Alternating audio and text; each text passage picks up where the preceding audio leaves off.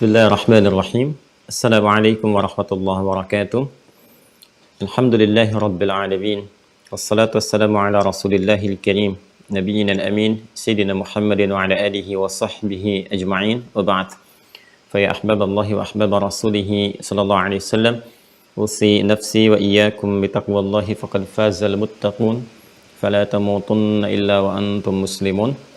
Faqala ta'ala Ya ayyuhalladzina amanu taqullaha haqqa tuqatih wa la tamutunna illa wa antum muslimun.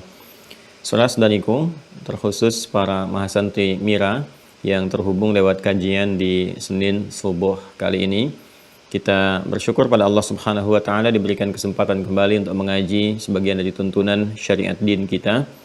Semoga semua ini dinilai diridhoi oleh Allah Subhanahu wa taala sebagai amal saleh di antara yang terbaik menjadi bekal kita untuk kembali kepada Allah Subhanahu wa taala. Semoga setiap apa yang kita pelajari diberikan pemahaman terbaik dalam bimbingan Allah Subhanahu wa taala sehingga benar dipahami dan diberikan kekuatan untuk mengamalkan apa yang telah kita pahami sehingga menjadi bagian dari implementasi iman kita berwujud amal saleh. Kita berdoa bermohon pada Allah Subhanahu wa taala semoga siapapun hamba Allah yang masih berkehidupan sampai dengan detik ini dan belum beriman dapat beriman, bersyahadat sebelum wafat dan kembali pada Allah Subhanahu wa taala. Demikian para pelaku maksiat dan bila kita termasuk di dalamnya semoga dilembutkan hati kita oleh Allah Subhanahu wa taala untuk bertobat dan mengisi sisa kehidupan kita dengan kehidupan yang baik, hayatan thayyibah, dan ditutup dengan akhir yang mulia, husnul khatimah. Baiklah, mari kita mencoba untuk melanjutkan kajian kita sesi kali ini setelah kita berkesempatan untuk berdiskusi, sharing pengetahuan dan menggali paparan ulama baik dari penjelasan tafsir Al-Quran, hadis-hadis Nabi Muhammad SAW sampai juga kitab-kitab yang dirangkum, dituliskan oleh para ulama untuk memudahkan bahasan yang dapat kita kaji.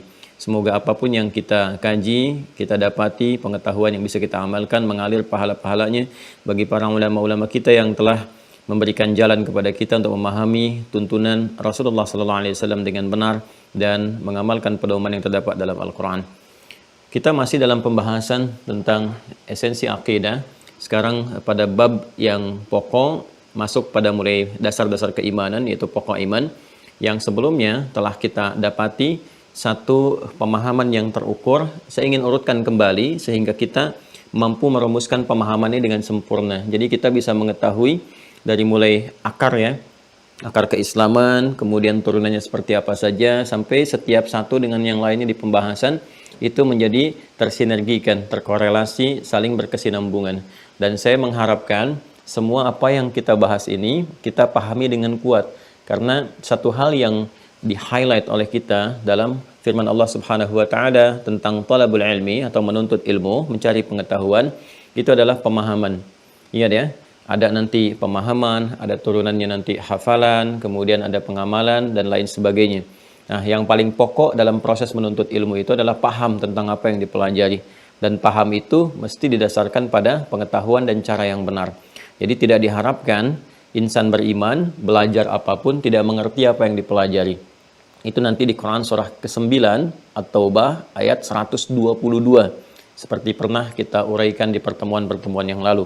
A'udzubillahi minasyaitonirrajim. Wa ma kanal mu'minuna liyanfiru kaffah falaula nafara min kulli firqatin minhum ta'ifah liyatafaqahu fid din wa liyunziru qaumahum idza raja'u ilaihim la'allahum yahdharun.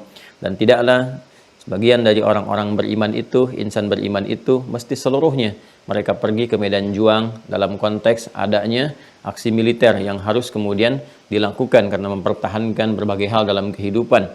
Ya, kemudian hendaklah ada di antara sekian insan beriman itu yang mengonsentrasikan dirinya untuk belajar memahami, liyatafaqahu, belajar memahami dengan sungguh-sungguh, dengan serius menghadapi berbagai tantangan yang ada dalam mempelajari ilmu-ilmu khususnya yang terkait dengan tuntunan ad-din, pedoman berkehidupan. Jadi kalau ilmu yang terbatas saja untuk mencari harta kita begitu serius, kenapa ilmu yang mendukung kehidupan kita sampai mengantarkan pada kehidupan yang abadi kita tidak serius? Ya, kalau kita ambil pemaknaannya kan untuk mencari harta benda yang terbatas saja sifatnya. Orang kan sekolah itu dari kecil itu. Bahkan ada sebagian cara pikir orang, ya sekolah itu untuk mendapatkan ijazah, sertifikat, dari sertifikat itu untuk mencari pekerjaan. Sedangkan pekerjaan yang didapatkan untuk mendapatkan materi dan sifatnya terbatas. Toh yang dikumpulkan juga nggak semua bisa kemakan gitu kan. Silahkan Anda dapat gaji misalnya 1 bulan, taruhlah misalnya 5 juta. Apakah seketika beli makanan langsung bisa habis? Kan tidak. Ada batasan-batasan yang bisa dikonsumsi. Nah, untuk mendapatkan itu, orang bisa sekolah dari TK sampai bahkan ke jenjang perkuliahan tertinggi sampai S3 untuk mendapatkan itu semua.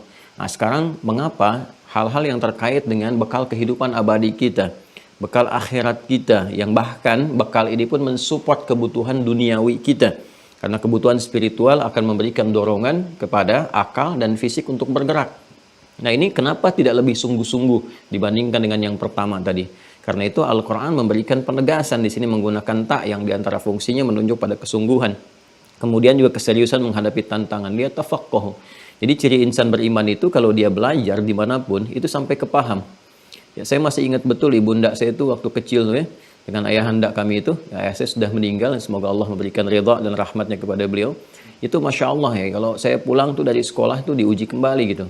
Dites lagi, kan tadi belajar minimal ditanya lah belajar apa gitu kan, dicek, kemudian dikompetisikan fastabiqul khairat dengan kakak-kakak dan adik kami gitu. Jadi semua tuh lahir dalam suasana yang kita dicoba diarahkan kepada pemahaman-pemahaman yang benar dengan segala keterbatasan yang ada gitu kan.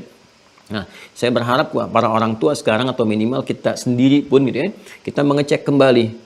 Kan ada buku catatan, karena itu di Mira kan kita hadirkan juga fasilitas berupa buku catatannya. Ya, kemudian nanti di situ dikoreksi ulang, dilihat kita ada pengayaan sehingga apa yang nanti kita pahami kita bisa dapati dengan benar dan disampaikan dengan benar kembali. Ya, jangan sampai nanti pahamnya keliru, begitu disampaikan ya bisa salah gitu. Itu yang disebut dengan dhalun mudhil. Sudah salah, tersesat dan berpotensi menyesatkan orang lain. Itu sangat berbahaya, ya. Sangat berbahaya.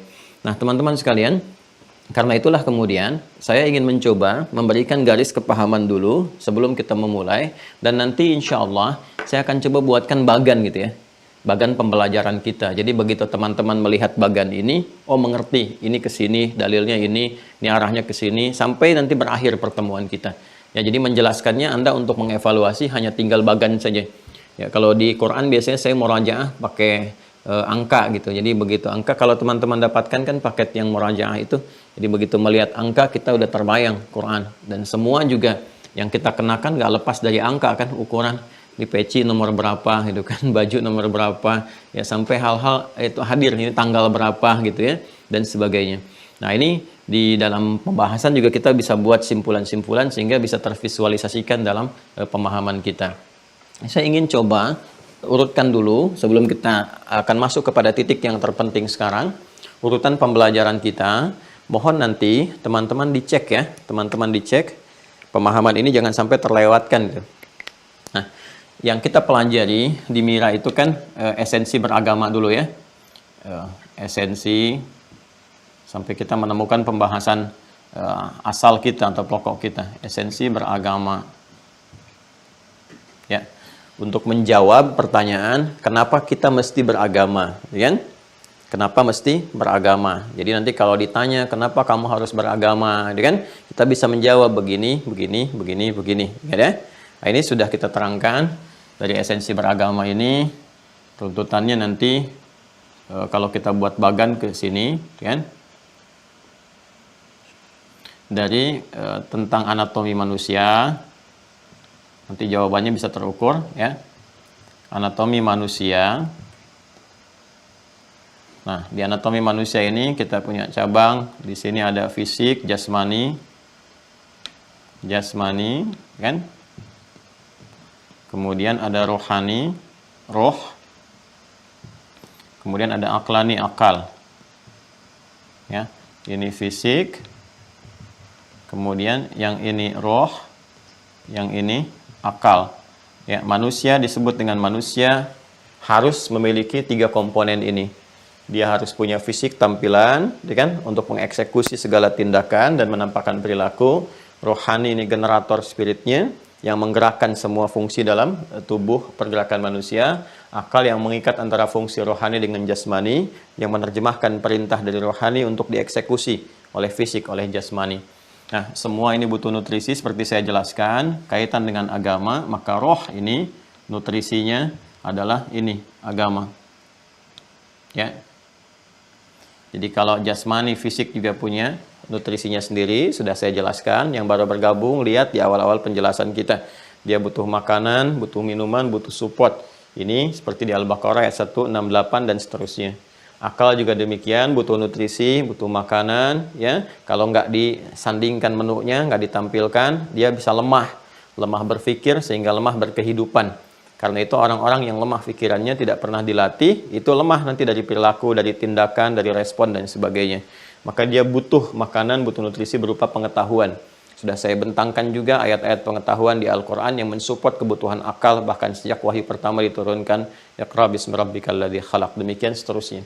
Ketika jasmani, aklani juga butuh nutrisi, maka roh pun butuh nutrisi. Kalau tidak, maka spirit kehidupannya akan lemah. Ini yang menjadikan mentalitasnya turun. Sering gelisah, ya, timbul penyakit seperti ria, sombong, kecewa, macam-macam itu ya, penyakit roh rata-rata. Ya, disebut dengan marad fi qulubihim marad, ya, yang melahirkan nanti ekspresi-ekspresi yang dihukumi dengan istilah tertentu di Al-Qur'an. Ya, ada istilahnya pemalas, mutakasil, ada istilahnya munafik dan sebagainya. Ini penyakitnya di sini. Karena itu dia butuh nutrisinya ya berupa agama, ya. Agama. Kita ambil kata umum dulu ya dalam istilah kita itu agama. Seperti saya sampaikan dari bahasa Sanskerta artinya tidak, agama artinya rusak. Satu konsepsi yang memelihara ya fungsi tubuh manusia itu dan fungsi diri manusia supaya tidak melakukan tindakan-tindakan yang merusak. Asalnya kan seperti itu. Nah, maka ini mesti menemukan nutrisi yang benarnya. Nah, dia butuh agama. Nah, jadi kita bisa menjawab ini. Sekarang tinggal kita mencari agama apa, menu apa yang cocok untuk roh. Karena fisik pun tidak semua bisa dimakan. Bahkan ada yang salah. Yang seharusnya bukan untuk fisik, dimakan oleh fisik. Itu kan? Yang seharusnya makanan untuk yang lain, kok dimakannya oleh manusia. Sehingga menghasilkan penyakit. Itu kan? Baik itu makanan yang basi misalnya, atau yang bukan peruntukan bagi manusia misalnya. Ya, manusia makan batu ya jadi kecelakaan, gitu kan? Manusia makan tanah jadi persoalan. Manusia minum racun ya, jadi melemahkan ya, bahkan bisa mengakhiri kehidupan dan sebagainya. Ini pun nggak boleh salah makan, mesti ada agama yang benar. Jadi kalau Anda ditanya kenapa beragama, Anda bisa jawab. Lalu kemudian ketika Anda ditanya kenapa Anda memilih agama sekarang, ya Islam gitu kan? Nah, tidak yang lainnya, maka kita bisa jelaskan kemudian, ya. Nah, nanti tinggal kita mencari konsepsi keberagaman yang benar. Agama dalam Islam itu disebut dengan ad-din. Ya kan? Nah, jadi ketika kita mencari, nah, kenapa Anda misalnya menetapkan agamanya memilihnya Islam? Ya, kita bisa jawab karena konsepsi keberagaman dalam Islam. Nah, ini konsepsi keberagamaan di dalam Islam itu begitu sempurna. Saya ulang, begitu sempurna. Ya, sempurna dalam 3 aspek utama gitu kan. Untuk menetapkan konsepsi agama itu kan ukurannya ada 3 seperti yang telah kita jelaskan. Ya, 1 dari aspek teologisnya. Nah, ini penting saya tuliskan kembali karena nanti ada keterkaitan dengan apa yang kita akan uraikan. Kemudian yang kedua dari aspek ibadahnya, gitu kan? Sebagai konsekuensi kita dari berketuhanan, beragama. Dan yang ketiga dari konsepsi muamalahnya, interaksi sosial dalam kehidupan yang kita lakukan. Ya, jadi ketika ditanya kemudian kenapa engkau beragama, kita jawab tadi seperti tadi ya. Kemudian kita harus menemukan agama yang benar, ya kan? Dalam pencarian ini. Nah, lalu untuk menguji agama itu konsepsinya benar, maka bisa diukur dengan 3 pendekatan utama. Secara teologis yang terkait dengan aspek ketuhanan, karena seorang beragama pasti berketuhanan, ya kan? Landasan negara kita itu pasal 29 ayat 1, negara berdasar atas ketuhanan yang Maha Esa. Ya, berarti negara Indonesia itu negara yang beragama. Sekalipun bukan negara agama, tapi negara yang beragama, yang menjalankan fungsi kenegaraan dan fungsi kebangsaannya berdasarkan nilai-nilai agama. Jelas ya? Ingat ya, beda antara negara agama dengan negara beragama. Ya, ingat dalam pasal 29 ayat 1 disebutkan negara berdasar atas ketuhanan yang Maha Esa. Jadi dasar berkehidupan berbangsa bernegara itu dengan berketuhanan, dengan beragama. Karena konsepsi pertama beragama itu adalah aspek teologis, berketuhanan. Ya. Bahkan dasarnya nanti di Pancasila kan yang pertama ketuhanan yang Maha Esa. Ya, jelas ya. Nah, jadi di sini teman-teman sekalian, karena itu setiap pelantikan pejabat disimpan dasar beragamanya ada. Kan ada Al-Qur'an kalau bagi yang muslim tuh sumpahnya, ya. Saya berjanji dengan nama Allah Subhanahu wa taala, kan? Bersumpah gitu. Ya, itu kan berketuhanan menjalankannya. Silahkan cek di kop-kop pejabat, bahkan ke presiden itu, ya. Itu di atasnya dituliskan sebelum dimulai keputusan Kepres dan sebagainya, dengan rahmat Tuhan yang Maha Esa. Artinya apa? Fungsi kenegaraan, fungsi kebangsaan itu disopat dengan nilai-nilai keagamaan. Jelas ya? Nah, makanya kalau ada paham-paham yang bertentangan dengan agama atau menjauhkan kehidupan beragama dari kehidupan bernegara, ingin dipisahkan, itu sebetulnya bertentangan dengan undang-undang. Kalau kita sadar memahami itu bertentangan dengan undang-undang. Ya, jadi paham-paham sekuler, liberal, itu kan, pluralisme itu sebenarnya nggak boleh ada dari hukum kebangsaan kita, tata negara kita. Kalau kita ingin lebih dalam kajinya, eksplorasi lebih dalam, ya. Nah, sekarang kita kembali ke sini. Jadi untuk menguji satu konsepsi agama benar, satu aspek teologisnya, aspek ketuhanannya. Karena pasti beragama itu berketuhanan. Bagaimana kita bisa beragama kalau nggak ada Tuhannya, nyembah siapa, gitu kan? Nah, maka dari sini teman-teman sekalian, ini mesti benar. Di dalam Islam, seperti pernah saya jelaskan sebelumnya, ya, ini bisa diuji, ya. Kemudian di luar Islam pun itu punya aspek teologisnya, ada Tuhannya dan sebagainya. Nah, kemudian ibadah di dalam agama kan harus ada pembuktian. Setelah menetapkan Tuhan, ada konsekuensinya, ya. Kita menetapkan Tuhannya misalnya A, kita tetapkan dalam Islam Allah Subhanahu wa taala. Pasti konsekuensi menuhankan itu kita mesti menyembahnya. Karena itu mesti ada aturan ibadah, bagaimana cara beribadah kepada Tuhan itu, ya.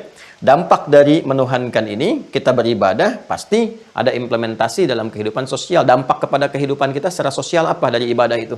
Kalau nggak ada dampaknya, untuk apa kemudian kita beragama kalau nggak ada pengaruh dalam kehidupan sosial kita? Ya, mesti ada turunan antara penyembahan kepada Tuhan dalam konsep ibadah, kemudian pengaruhnya kepada kehidupan kita. Memberikan apa sih fungsi ibadah itu dalam kehidupan kita? Kalau nggak ada fungsinya, kenapa kita mesti beribadah? Kenapa mesti beragama? Kan?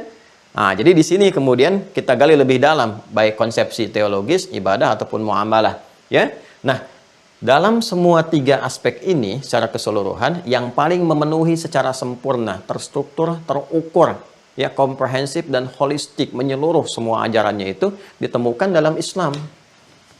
Ya, Islam. Setelah kita gali, dan itu dipersilahkan untuk diuji, ya. Dipersilahkan untuk diuji turunan-turunannya. Konsep teologisnya jelas, seperti pernah saya uraikan. Silahkan cek di pertemuan pertama kita, ya. Sangat jujur, sangat terbuka, dikomparasikan, bahkan kemudian pede dikatakan innani anallahu la ilaha illa ana fa'budni wa aqimis salata li dzikri. Sungguh hanya akulah satu-satunya Tuhan, Allah Subhanahu wa taala. Akulah Tuhan yang layak dipertuhankan, gak ada Tuhan selain aku. Maka buktikan dengan menyembahku, ibadah, wa aqimis salata li dzikri, dan fungsi ibadah itu diterapkan dalam kehidupan. Contohnya menunaikan salat. Apa fungsi salat? Tanha 'anil fahsya'i wal munkar. Tanha 'anil fahsya'i wal munkar dibawa ke muamalah. Ya, ini baru satu ayat gitu. Ya, kita turunkan ke sini. Jadi teologisnya jelas, ya, kemudian aspek ibadahnya terukur, nggak ada di muka bumi ini tuntunan yang menuntun kita beribadah dari bangun tidur sampai dengan tidur lagi, ya, yang dengan itu dijelaskan. Kalau kamu mengerjakan ini, doanya seperti ini bimbingannya seperti ini. Apa yang didapatkan dari situ? Dari situ kalau kamu kerjakan, nih dampak ke dunianya akan seperti ini. Lalu dicatatkan pahala saat kamu meninggal, pulang ke akhiratnya akan seperti ini, ya. Bahkan diatur sedemikian rupa polanya, seperti sholat misalnya, secara ritual, dijelaskan dari awal sampai akhir. Mulai memilih air yang berkualitas seperti ini, cara menggunakannya seperti ini. Sebelumnya menghadap ke arah kiblat, kiblatnya seperti ini. Kalau kita nggak mengetahui kiblat, ngadepnya ke sini. Ya, kemudian setelah itu dibimbing dari awal mula sholat, dari mulai takbir sampai dengan salam, gerakannya khusus, sempurna bacaannya, ya kan? Nggak bisa ditiru oleh manapun. Kemudian ada dampaknya dalam kehidupan, dijelaskan makna takbir tuh begini, mengangkat tangan tuh artinya seperti ini, dampaknya ke kehidupan seperti ini, terbawa semuanya. Ya, di aspek muamalah juga demikian, menata diri seperti ini, bergaul dengan orang tua ayatnya ada, bergaul dengan anak-anak ayatnya ada, bergaul dengan tetangga tuntunannya ada, bergaul dalam pekerjaan tuntunannya ada, bahkan urusan ke toilet pun itu diatur juga, ya. Dari mulai kehamilan ada tuntunannya, setelah melahirkan memberikan ASI ada tuntunannya, mau berpendidikan ada tuntunannya, bergaul mencari pasangan ada tuntunannya, kehidupan rumah tangga ada tuntunannya, sampai kita pun diatur ini yang dikerjakan, ini yang nggak boleh dikerjakan, nggak boleh menipu, nggak boleh menghina, nggak boleh bikin hoax, nggak boleh mencela. Ini yang dilakukan begini, begini, begini. Semua sempurna. Sampai mau meninggal pun diberikan tuntunannya. Kalau kamu ingin meninggal tenang, begini nih. Kalau kamu mengerjakan ini resikonya. Di alam kubur nanti kalau setelah meninggal tuh akan terjadi seperti ini gitu. Itu coba silahkan bandingkan. Anda nggak akan temukan yang seperti itu. Sempurna sekali. Sempurna. Ya, dan semua yang dikerjakan dapat balasan. Karena itu Islam dinamakan oleh Allah dengan ad-din yang sempurna. Turun Quran surah ke-3 Ali Imran ayat ke-19. Inna ad-dina indallahil Islam. Ya, kama tadinu tudan. Kama tadinu tudan gitu kan. Sebagaimana engkau mengerjakan semua pedoman dalam tuntunan Islam itu, engkau akan dibalas oleh Allah. Ya, dalam dunia diberikan kemudahan-kemudahan, di akhirat diberikan kenyamanan-kenyamanan. Dan din juga, akar kata juga diambil dari kata dana. Ya, dana yadnu dunuwan, sesuatu yang dekat, sesuatu juga yang rendah. Ya, dekat itu artinya apa? Kalau kita kerjakan semua konsepsi ini, maka akan mendekatkan kita kepada Tuhan, kepada Allah Subhanahu wa Ta'ala. Yang dengan kedekatan itu kita akan diberikan satu tempat yang terhormat dan dijaga dari segala hal yang merendahkan kehidupan kita. Jelas ya? Dan kaitannya juga dengan dunia, seakar juga. Adin nanti konsepsinya juga diterapkan dalam kehidupan dunia, sesuatu yang dekat, sesuatu yang cepat. Dan apa yang kita kerjakan di dunia ini berlangsung dengan cepat. Kayaknya baru kemarin kan kita ketemu, sekarang udah ketemu lagi. Kayaknya baru kemarin kita mulai, ternyata sudah pertemuan yang ke-6 gitu kan. Nah ini sesuatu yang semua terkonsepsi dengan sempurna di dalam Islam. Nah, di sini saya menetapkan kemudian karena ini jelas, saya menetapkan sebagai Islam sebagai din yang saya pegang, berkehidupan, saya jaga sampai dengan meninggal. Itu pun masih ada ayatnya. Ali Imran ayat 102 itu. Ya kan? Ya ayyuhalladzina amanu, hai orang-orang yang telah yakin, ya kan? Ittaqullaha haqqa tuqatih, tingkatkan ibadahmu, tingkatkan kebaikan-kebaikanmu, tingkatkan kemuliaanmu. Takwa itu simbol kebaikan, gambaran kemuliaan. Dan itu ada nanti perangkatnya, begini cara mengerjakan sehingga disebut takwa, begini cara melakukan sehingga disebut takwa. Ada aspeknya nanti terkait dengan penghambaan kepada Allah, ini bagian takwa. Karena itu sholat juga masuk dalam bagian takwa. Ya, dzalikal kitabul la raiba fihi hudal lil muttaqin. Bagian pertamanya kan aspek teologis muttaqin itu. Alladzina yu'minuna bil ghaib. Itu kan teologis. Wa yuqimunas shalah, ibadah. Wa mimma razaqnahum yunfiqun. Muamalah. Ada semua kan? Nah, itu konsepnya takwa. Nanti takwa itu yang menunjukkan kemuliaan kita. Quran surah 49 ayat ke-13. Ya ayyuhan nasu inna khalaqnakum min dzakarin wa untha wa ja'alnakum syu'aban wa qabaila lita'arafu inna akramakum indallahi atqakum.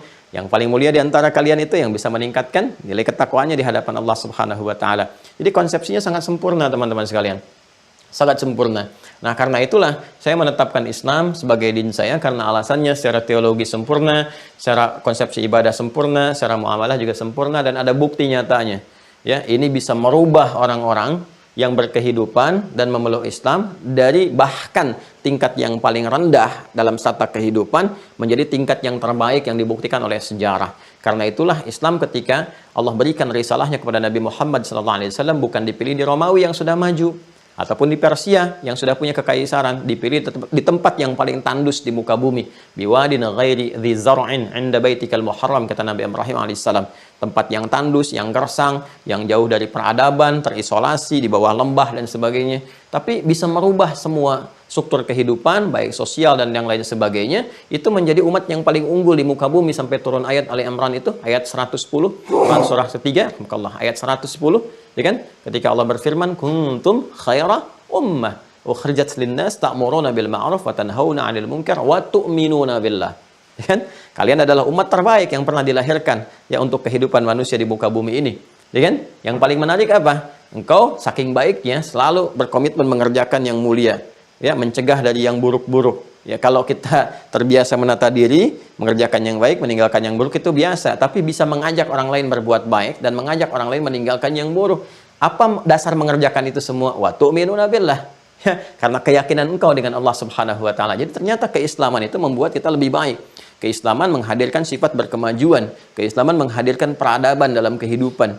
Jadi kalau sampai sekarang berislam itu belum baik, ya, kemudian belum bergerak kepada pengetahuan, belum tampil dengan baik, dengan elegan, dengan maksimal, artinya kita perlu meningkatkan lagi untuk mempelajari nilai-nilai keislaman kita.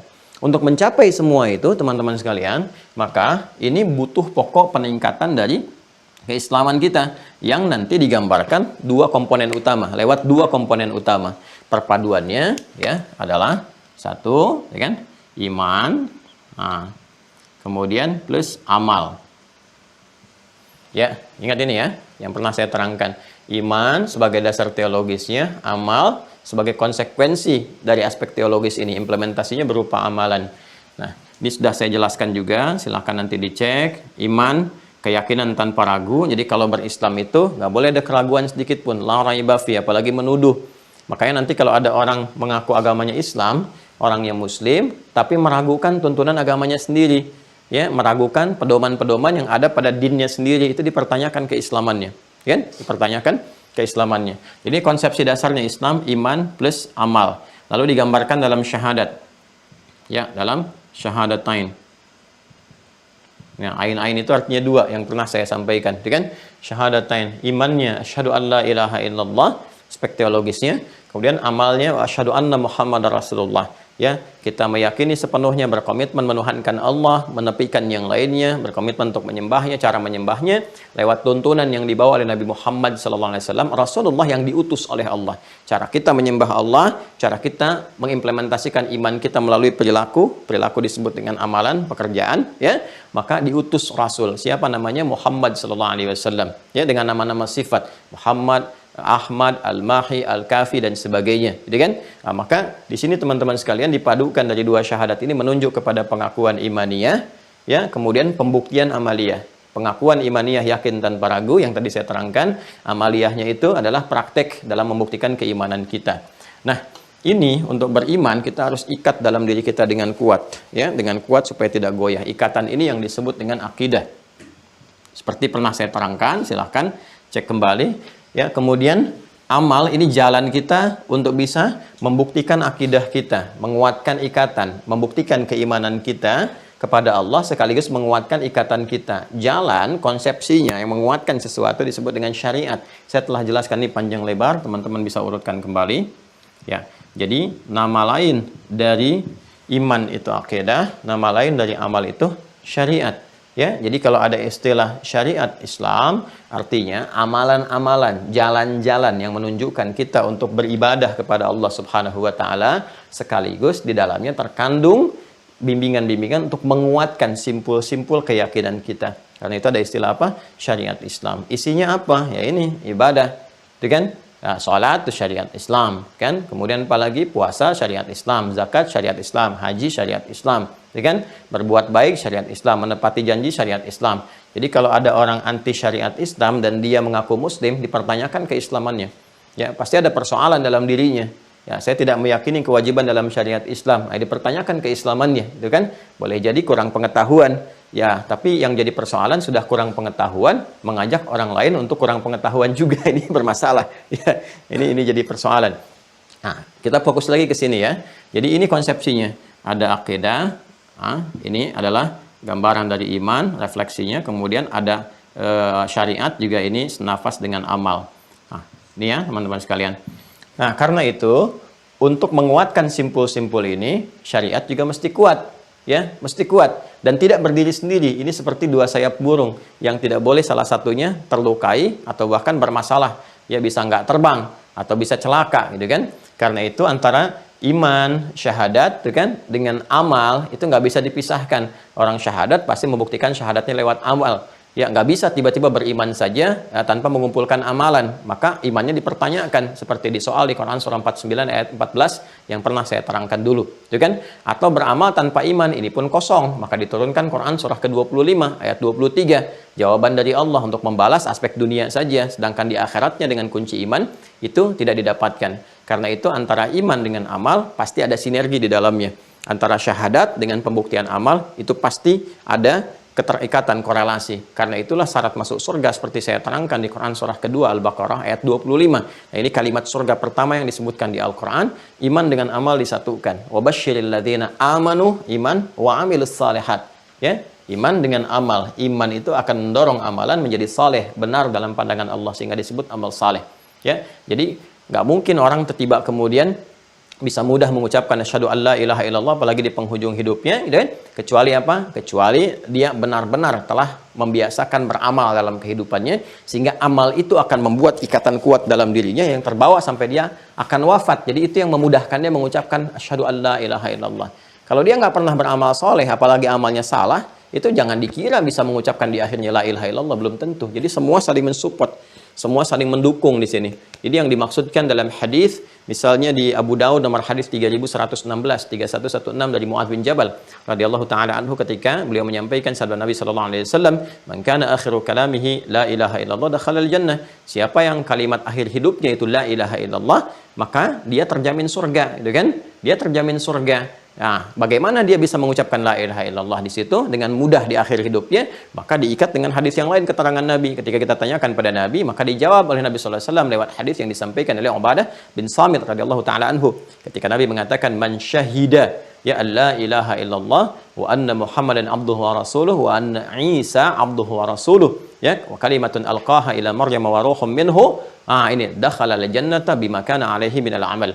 Siapa yang mampu berkomitmen mengucapkan ya sampai akhir hidupnya la ilaha illallah dan Muhammad SAW hambanya dan rasulnya, Isa alaihissalam hambanya dan rasulnya, ya kalimat yang Allah tetapkan pada rahimnya Maryam dan kemudian yang ditiupkan ke dalamnya lahir, itu kan artinya apa? Sama nabi-nabi yang lain, kita meyakini ada nabi-nabi sebelum Nabi Muhammad SAW dan Nabi Muhammad penutup dengan syariat yang sangat sempurna, digambarkan demikian kan. Siapa yang komitmen dengan itu semua, kemudian diteruskan hadisnya, dia akan berpotensi masuk surga ketika dia mampu mewujudkan kalimat syahadat itu lewat amal, diukur lewat amal. Nah, karena itulah kemudian hadis ini menjelaskan hadis yang pertama sekaligus memberikan keterangan pada tafsir ayat 25 dari surah Al-Baqarah. Wabasyiril ladzina amanu wa amilus shalihat. Jadi jangan dikira orang bisa mudah kalimat dibacakan la ilaha illallah masuk surga. Tidak demikian kalau nggak pernah beramal. Itu kita bisa saksikan dalam kehidupan.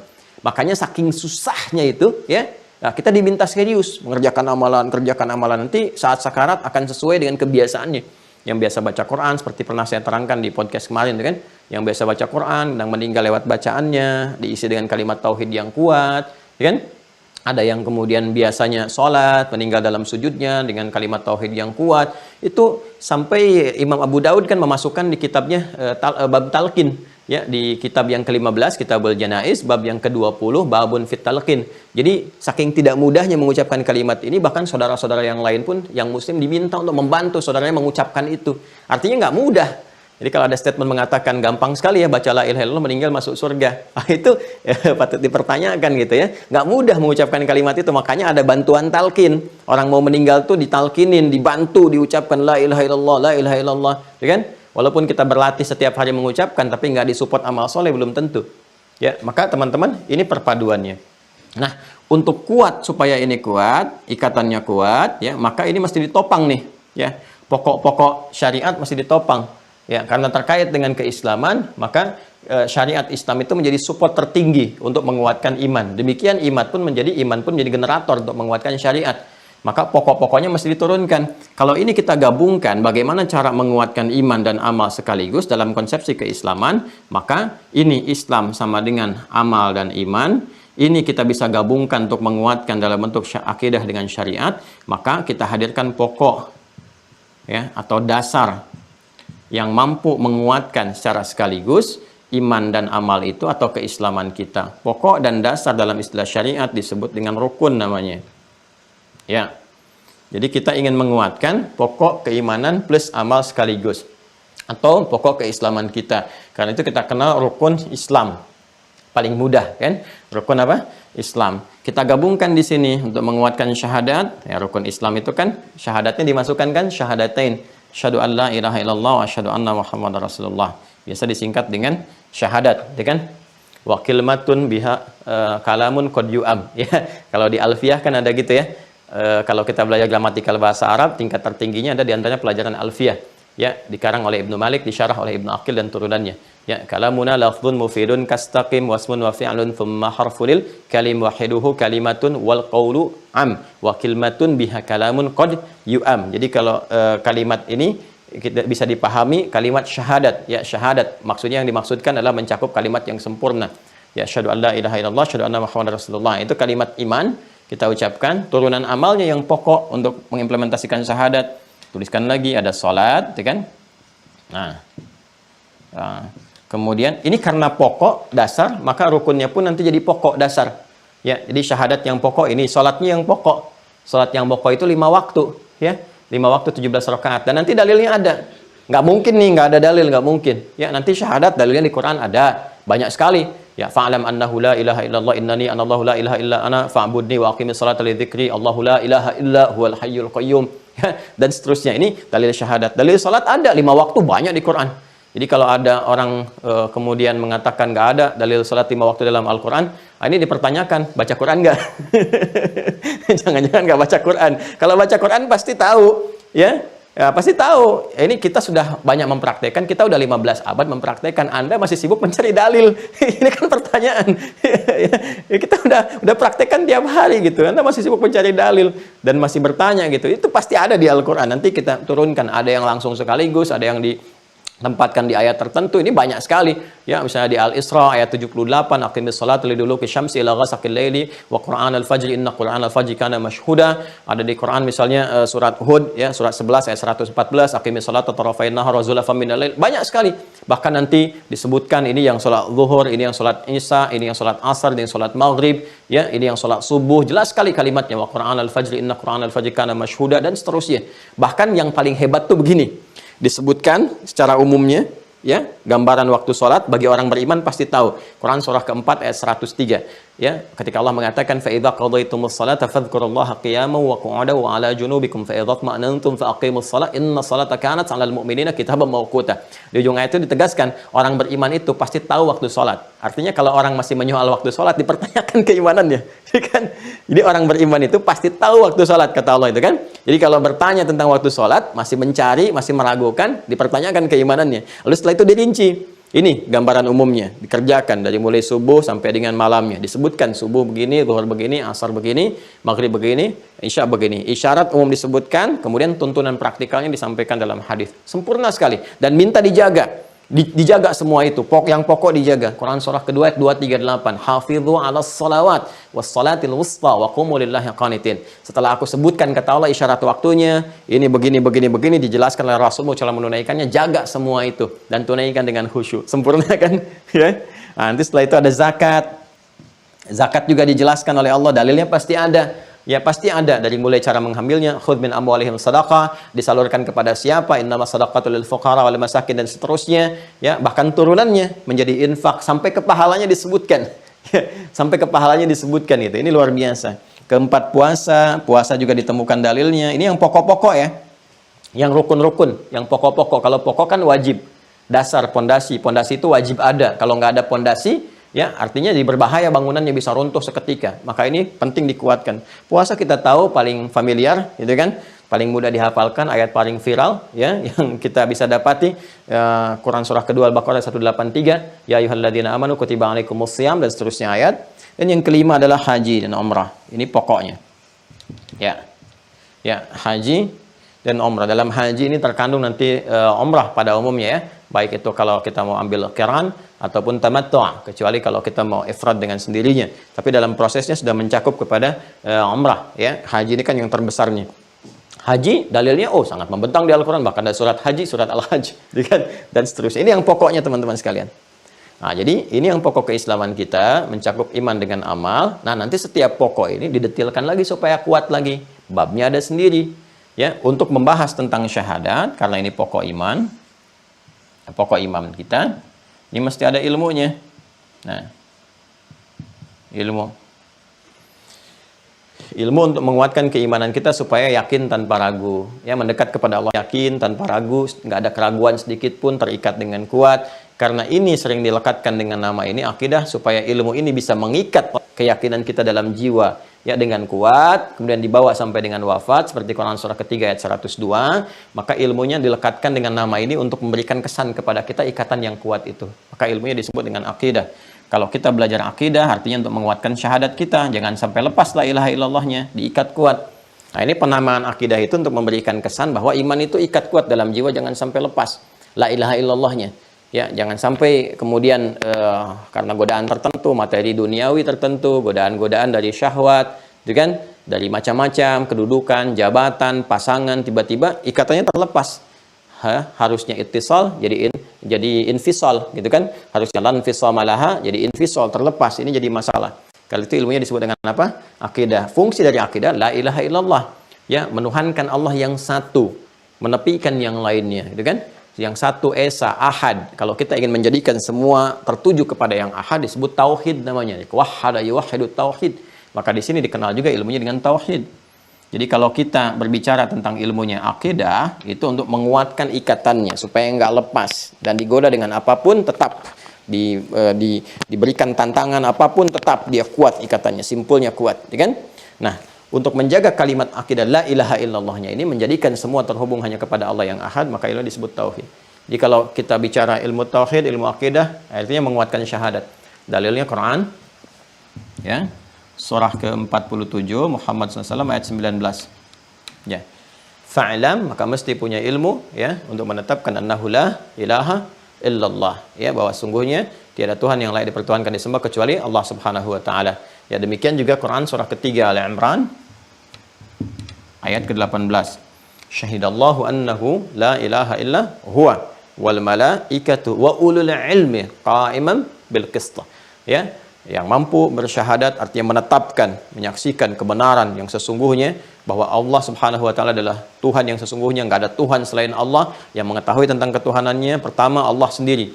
Ya, Allah sangat maha mengetahui dirinya Tuhan, kan itu pede mengatakan innani anallah, ya kan? Nah, jadi kalau ada dipertuhankan masih belajar tentang ketuhanannya dan sebagainya jadi persoalan, ya kan? Nah, kemudian malaikah diciptakan dengan sempurna, la ya'sunallaha ma amarahum wa yaf'aluna ma yu'marun, Quran surah 66 ayat yang ke-6. Kemudian untuk mengetahui itu dengan sempurna Allah turunkan juga pengetahuan, ya, untuk menetapkan Allah sebagai Tuhan. Wa ulul ilmi qa'iman bil qist, sepanjang qa'iman bil qist. Jadi ilmunya digunakan secara benar, bukan untuk mencari pembenaran tapi mencari kebenaran. Karena itu Islam membuka, silahkan temukan, dan objektif sekali. Silahkan nih tandanya, ini ukurannya dan sebagainya. Anda temukan, yakin benar, silahkan yakini, imani, kan? Tapi kalau Anda menolak kebenaran ini, Anda memilih yang lain, yaitu pilihan, dihormati. La ikraha fid din, la ikraha fid din. Nggak dipaksa. Cuma ketika pulang menghadap kepada Sang Pencipta, masing-masing membawa konsekuensinya sendiri. Sangat fair, sangat objektif, ya. Nah, ini teman-teman sekalian. Nah, ini untuk menguatkannya. Nanti ini pun ada ilmunya lagi, detilnya, setiap detilnya ini. Nah, syariat, ini syariat, ya kan? Jalan untuk menguatkan akidah, jalan untuk bertauhid, ini syariat. Ini ada ilmunya, disebut dengan fikih nanti. Ya. Makanya kita kenal fikih salat, fikih zakat, fikih puasa, fikih haji. Kita belum pernah dengar kan ilmu salat kan? Ilmu zakat, ilmu puasa, ilmu haji belum pernah dengar kan? Tapi disebutnya fikih. Ini yang terambil di Quran surah ke-9 ayat 122. Tuh, lihat tafaqquhu fid din, untuk mempelajari tafaqquh dari kata fikih akarnya. Ya, dari kata fikih, lihat tafaqquhu fid din. Semua yang terkait dengan ad-din, dengan Islam. Islam itu apa pokoknya? Ya ini, ya. Nah, makanya Imam Abu Hanifah menyebut yang tauhid pun itu fikih akbar yang tertinggi dari segalanya. Ini ilmunya fikih yang ini. Dia paham. Kalau belajar sholat sampai paham. Dia mengerti yang dibaca dan dilakukan dalam sholat. Nanti kita akan belajar ini sampai detil. Jadi jangan sampai kita mengerjakan tapi nggak ngerti. Tawaf putar-putar nggak ngerti. Wukuf cuman duduk nggak ngerti yang dikerjakan. Jadi kenikmatannya nggak terasakan. Puncaknya sholat. Rukuk, sujud ribuan kali nggak ngerti yang dibacakan disampaikannya, dia bermasalah. Nah ini pun, wah dalam Islam tuh bentangan pengetahuan tuh luar biasa gitu ya. Ini pun didetilkan lagi supaya kuat betul. Jadi ketika dipraktekkan dengan ilmunya, karena dasar Islam itu pengetahuan. Quran surah 17 ayat 36, wala taqfu ma laysa laka bihi ilmun innas sam'a wal basara wal fuada kullu ulaika kana anhu mas'ula. Jangan ikuti kerjakan satu hal tertentu tanpa dasar pengetahuan, maka ini perlu dikuatkan lagi. Nah, ini kan 1 2 3 4 5 6, ini pokoknya. Kan pondasi dikuatin tuh kalau kita bikin bangunan kan. Ada cakar ayam, cakar harimau, cakar singa gitu. Supaya kuat tuh, supaya bangunannya tuh lebih kokoh gitu. Ini pun harus dikuatkan lagi. Dikuatkan dengan apa? Dengan ilmu. Nah, turunan ini iman kita akan kuatkan. Ketika kita akan menguatkan iman, maka ada turunan ilmunya lagi, tauhid. Makanya dalam ilmu tauhid, ilmu akidah, bab pertama itu penguatan iman. Ya, penguatan iman. Nah, kan kalau kita katakan al-islamu imanun wa amalun, gabungan konsepsi keislaman itu sinergi antara iman dengan amal, akidah syariat, turunannya ini. Sekarang ketika kita akan mendapati iman supaya kokoh keislaman kita, maka ini perlu dikuatkan lagi. Bangunan imannya mesti kuat, ya, bangunannya, pokoknya. Ya, sekali lagi, pokok dasar itu dalam bahasa syariat disebut dengan rukun, ya kan? Maka iman pun punya rukun. Nah, makanya dasar pertama tauhid itu harus menguatkan pokok tauhidnya. Apa pokok tauhid itu? Iman. Ya, berarti pokok-pokok tauhid, rukun-rukun tauhid yang dasar adalah terletak kepada rukun iman. Kalau ini pokok imannya nggak kuat, turunan lainnya jadi bermasalah. Dan yang pokok ini wajib bagi semua insan beriman. Orang-orang Islam yang meyakini kebenaran risalah Islam itu wajib ya menguatkan pokok-pokok keimanannya, ya mengetahui dengan benar. Maka disinilah kemudian kita sampai pada pembahasan untuk penguatan rukun iman. Ya, kita kenali dulu ada berapa pokoknya, kita telah bahas di pertemuan yang kemarin. Bahkan juga dari kecil kita menghafalkan. Sebetulnya hafalan di masa kecil itu untuk dipahami di masa baligh. Bukan dihafalkan kembali, nggak ada progres namanya. Hafalan di masa kecil itu untuk dipahami di masa baligh. Ya, jadi dari kecil kita menghafalkan rukun iman ada 6, rukun Islam ada 5. Guru saya dulu namanya Pak Lilit Sulaiman di pesantren. Ya, walaupun kita nggak bertemu, ya, tapi beliau sempat mengajar dan sempat juga ke Bali ya. Kemudian kembali ke pesantren sempat bertemu, itu menarik tuh. Jadi jarinya beliau yang satu, jemarinya 5, satu lagi ada 6. Jadi kalau ngajar rukun Islam ada 5, rukun iman ada 6 katanya. Kalau kita kan 5-5 gitu ya. Beliau dapat anugerah dari Allah itu yang satu tangannya jemarinya 6. Jadi rukun Islam ada 5, rukun iman ada 6 katanya. Langsung begini itu Masya Allah. Ya, jadi teman-teman, yang ini ada 6 ya, yang seperti sering dihafalkan oleh anak-anak kecil. Ya, sering dihafalkan oleh anak-anak kecil, dipahami hafalan itu orang-orang dewasa, ya, dipahami oleh orang-orang dewasa. Iman kepada Allah, kan? Kemudian ada malaikat dan segala yang terkait dengannya. Nah, kemudian kitab, ya kan? Kemudian pada para rasul. Kemudian kehidupan akhirat. Nah, kemudian qada dan qadar. Qada plus qadar. Nah, ini ya, teman-teman sekalian ya. Nah, ini yang pokoknya. Jadi kalau ini pokoknya ada persoalan, lemah atau bermasalah, maka ini bangunan imannya juga akan goyah. Ya, ini yang pertama, kita menetapkan iman pertama kepada siapa? Allah, tapi nggak kenal Allah. Nggak tahu cara kembali kepada Allah itu bagaimana, punya kesulitan kok datangnya ke yang nggak normal, ke paranormal. Ya, ini kan jadi bermasalah gitu kan? Ya, roh kembali kepada Allah kembali, malah datang ke dukun.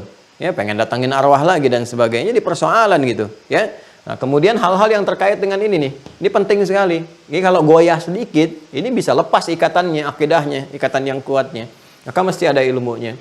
Malaikat juga demikian sampai ke sini, sampai kita kenal betul. Ya, karena itu kita kemudian menguraikan ini mesti punya aspek pengetahuannya. Sekali lagi ilmu, dasar Islam itu ilmu, luar biasa. Dasar keislaman itu ilmu. Maka ilmu pertama menjelaskan dulu segala yang terkait dengan ini, ya, secara umum. Kan kalau kita menulis sesuatu ada abstraknya itu kan? Abstraknya kan? Baru setelah itu detail penjelasan kan? Bab 1, bab 2, bab 3 dan seterusnya. Di bawah bab ada pasal lagi. Itu detail indahnya Islam tuh komplit gitu semuanya. Ya, maka para ulama mencoba menghimpun ini, mengeluarkan ayat-ayat dari Al-Quran, hadis-hadis Nabi, penjelasan para ulama dihimpun. Di antaranya kita keluarkan kitab kemarin, ada Syekh Said Sabiq itu yang Al-Aqaid Al-Islamiyah, ini yang halaman ke-8, ini. Ya, mafhumul imani wal aqidah, pengertian iman dengan akidah itu, mafhumul iman awil aqidah yantazimu sittata umurin, kita sudah pernah sampaikan ini, ya, untuk memahami esensi iman dan akidah, gitu kan? Dengan pemahaman iman dan akidah itu yang tazimu sittata umurin, kita mesti menyinergikan, memahami, membuat, mengetahui struktur 6 hal pokok, kan? Yang pertama ini, ya, jadi ini abstraknya ini, ya, al-ma'rifatu billah, mengenal Allah Subhanahu wa taala. Jadi bukan hanya menghafal, bukan hanya tahu. Kalau ingin pokoknya kuat, kita harus mengenal Allah Subhanahu wa taala. Wal ma'rifatu bi asma'il husna wa sifatihil 'uliyah. Kemudian mengenal nama-namanya yang indah yang terkait kebutuhan kita, kemudian sifat-sifatnya yang mulia. Wal ma'rifatu bi dalaili wujudi, kemudian mengenal tanda-tanda keberadaannya untuk menguatkan keimanan kita kepada Allah. Setelah itu apa? Madhahiril 'azmati fil kaun wat tabi'ah, dan kemudian juga mengenal tanda-tanda keberadaan ayat-ayat Allah Subhanahu wa taala di sekitar semesta kita yang ditunjukkan di langit, di bumi, di lautan. Karena itu ada ayat turun tentang bagaimana Allah memperkenalkan wujudnya, keberadaannya, ketuhanannya, kan, tanda-tanda di langit, tanda-tanda kemudian di lautan, di daratan dan sebagainya. Nanti kita akan detilkan. Dan yang kedua yang kita kenal dengan malaikat itu ada detilnya, al-ma'rifah bi alamin ma wara'at tabi'ah, yang mengenal alam di luar alam biasa kita, gitu kan? Awil alam ghairil manzur, atau alam yang tak nampak dalam pandangan kita, wa ma fihi min quwal khairi allati tatamatsalu fil malaika, kan?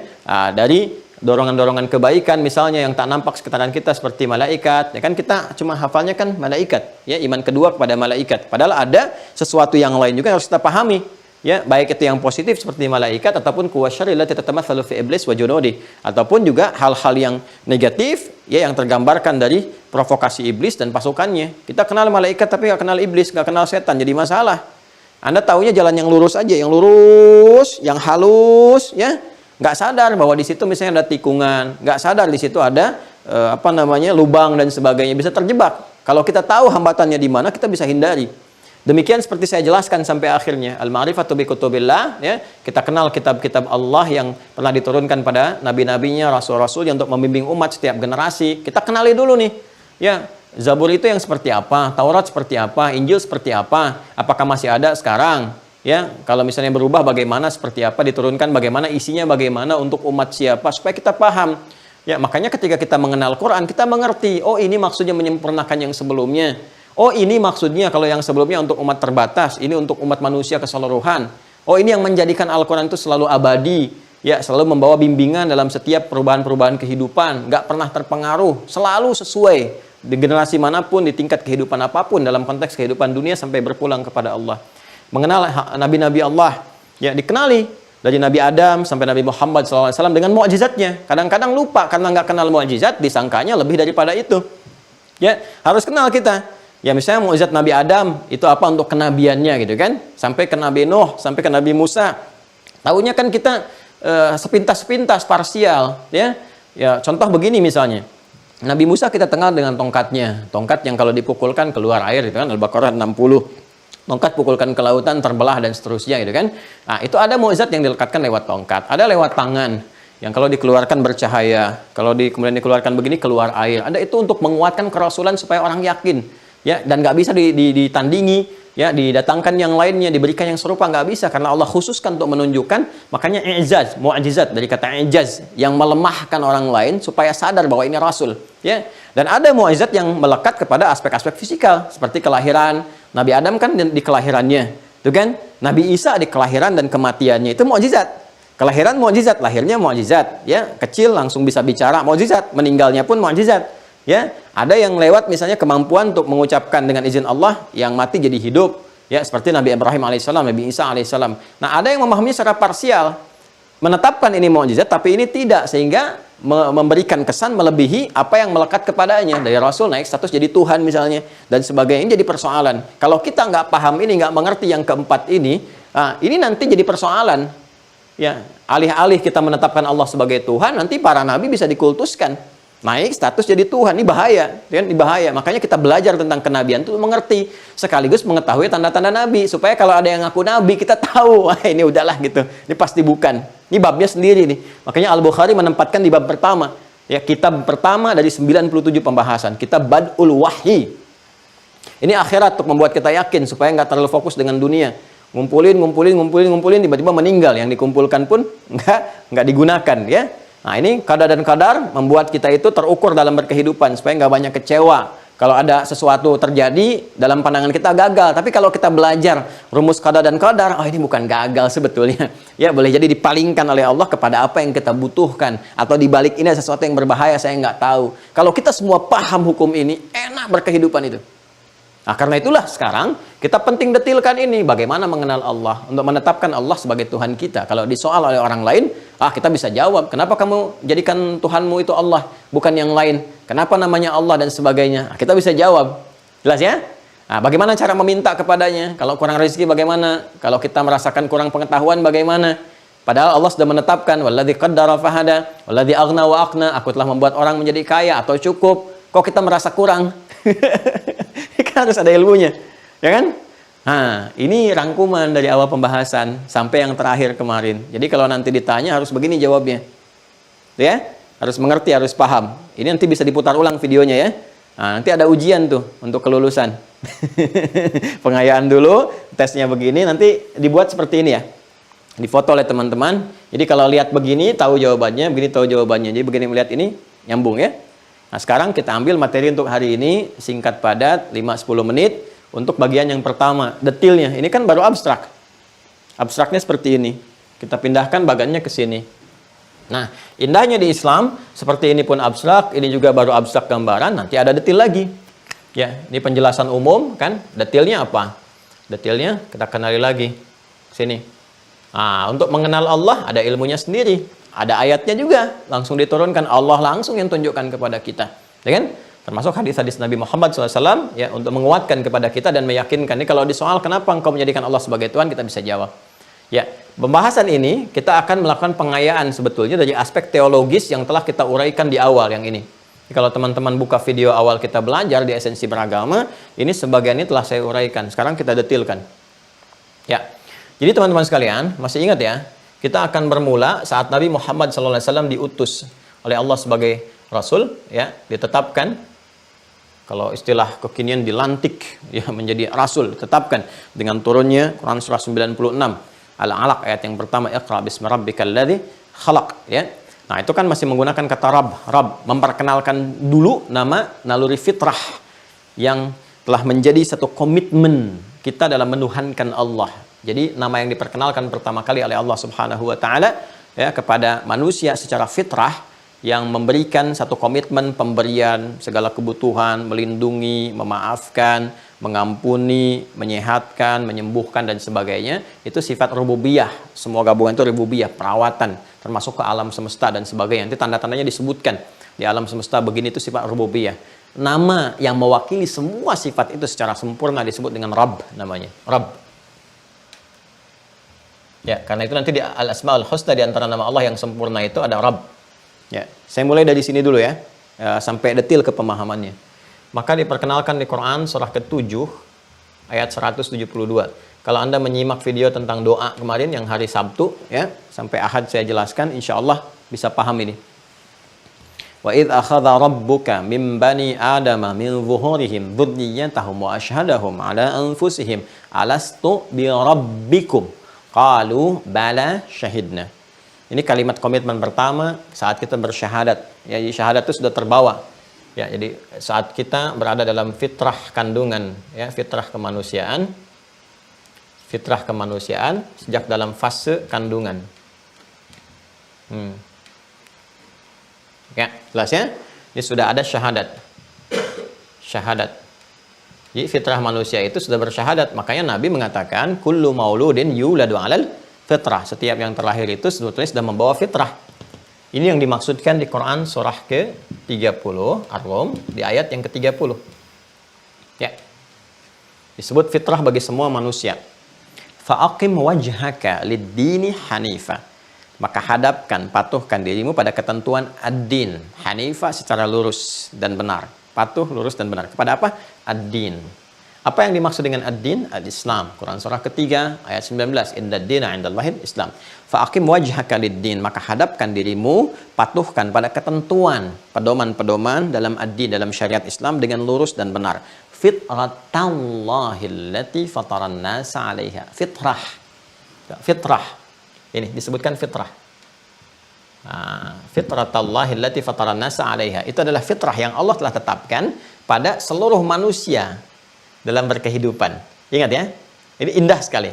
Dan taknya tak maftuhah. Lihat di Quran. Lihat di Quran surah 30 ayat 30. Taknya itu tak maftuhah. Nanti ada ilmunya. Kenapa yang satu marbotah, yang satu maftuhah? Ini kalau digali hikmah tinggi sekali. Tapi saya harus ngajarkan lu dasar bahasanya supaya nggak disebut ilmu tak-atik, nanti jadi repot gitu. Ya, kenapa tak marbotah, kan masih tertutup tuh. Begitu dibuka, nilai kehidupannya menjadi maftuhah, ya kan? Dalam rahim yang terkandung begini, dibuka sudah siap berproses mau keluar, jadi maftuhah. Begitu dia keluar itu terbuka, dia keluar menjadi kehidupan dunia, membawa fitrah kehidupan. Fitrah yang telah Allah tetapkan, makanya disebut fitratallahi allati fataran nasa 'alaiha. Fitrah yang Allah telah lekatkan pada seluruh manusia, pakai nas. Bukan pakai insan, pakai ins, pakai bashar, gitu kan? Pakai Bani Adam, tapi pakai nas, menjangkau ke semua tanpa kecuali. Di semua manusia yang terlahir itu sudah bawa fitrah. Ya. Nah, cuma sayang kata Nabi, fa abawahu yuhawwidanihi aw yunassiranihi aw yumajjisanihi.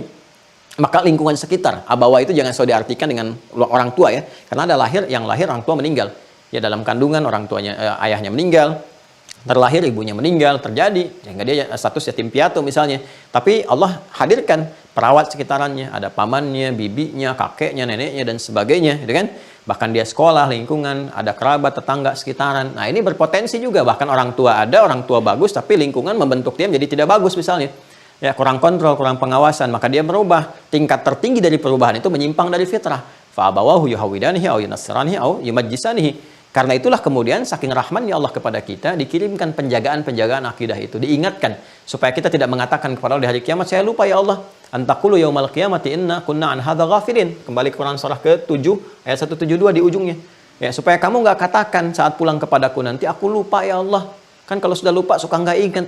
Dasar manusia, al yauma nakhtimu ala ala apa? Ya, kan sekarang kami kunci tuh. Ya, ala afwahim, mulut-mulut kamu itu dikunci, yang bicara tuh hati kamu yang benar, tangan kamu itu udah, kaki kamu tuh yang bicara tuh. Sekarang udah mulai bicara, tangan pakai sidik jari, tapak kaki, DNA dan sebagainya. Ya. Nah, nanti ingatkan lewat azan 5 kali dalam sehari, diingatkan la ilaha illallahnya dan sebagainya. Nah, kembali ke sini teman-teman sekalian, ini fitrah. La tabdila li khalqillah, enggak ada perubahan dalam setiap penciptaan yang Allah kemudian tetapkan. Jadi setiap akan terlahir itu membawa fitrah semua. Nah, dia bergeser, berubah, haluan dan sebagainya karena pengaruh lingkungan. Ya, karena itulah kemudian, nah Allah Subhanahu wa taala ya mengutus, menetapkan para rasul ya untuk bisa membimbing kembali umat mengarahkan kepada haluan yang benar. Saking rahmannya Allah, kalau nggak rahman nggak akan diutus rasul. Dibiarkan aja. Ya, tapi Allah kirimkan untuk memberikan hidayah, petunjuk-petunjuk Allah Subhanahu wa taala. Ya, hudan linnas. Ya, akhrajan nasa minadh dhulumati ilan nur, mengeluarkan manusia dari keburukan, beda haluan, ya salah haluan, kegelapan kepada cahaya lagi. Allah nurus samawati wal ardh, kembali kepada Allah Subhanahu wa taala. Allahu waliyul ladzina amanu yukhrijuhum minadh dhulumati ilan nur. Quran surah ke-2 ayat 257, ya. Allah itu akan menjadi wali, ya, yang dimaksudkan di sini memberikan pendampingan, kemudian memberikan pertolongan, ya kan? Memberikan kebutuhan-kebutuhan ya, dan segalanya apa yang dibutuhkan oleh manusia sepanjang dia mau beriman ya, dan mengeluarkan mereka dari keburukan-keburukan, kegelapan kepada cahaya, bimbingan-bimbingan kehidupan. Jadi kalau kita memang benar-benar beriman dan mengamalkan inti keimanan itu, Allah akan melindungi kita, memberikan kemudahan dalam akses seluruh kehidupan kita ya. Kembali ke sini teman-teman sekalian. Nah, jadi yang pertama diperkenalkan oleh Allah Subhanahu wa taala, kemudian disampaikan kepada risalahnya kepada para rasul untuk mengenalkan, mengembalikan mereka pada fitrah sehingga sempurna kewajiban-kewajiban yang telah Allah berikan, tinggal Allah menuntut haknya kepada kita. Tinggal kewajiban kita memenuhi itu semua.